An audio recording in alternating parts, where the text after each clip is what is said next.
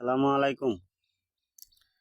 আমি একটা জিনিস আমার মাথায় ধরে না, বাংলাদেশে বহু দল আছে, ভালা মন্দ মিলাইয়া মানুষ।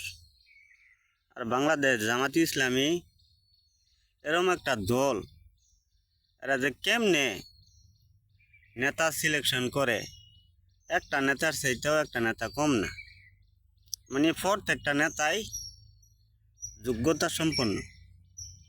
এরা যে কেমনে নেতা সিলেক্ট করে আমি বুঝি না।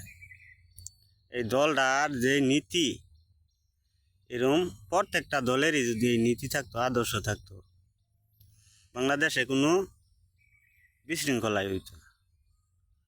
আমি চাই বাংলাদেশের সবাই নীতি অনুযায়ী চলুক, তে দেশটা সুন্দর চলব।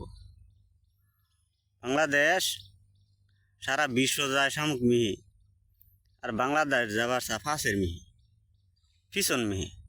100 বছর আগে, 80 বছর আগে মানুষে কি করছে সেইটা নিয়ে ভাবে। দেশ যে শামুক মিয়া এগিয়ে নিয়ে লাগবো সেটা নিয়ে ভাবে। ধন্যবাদ। কথা যদি ভালো লাগে লাইক কমেন্ট শেয়ার দিয়ে।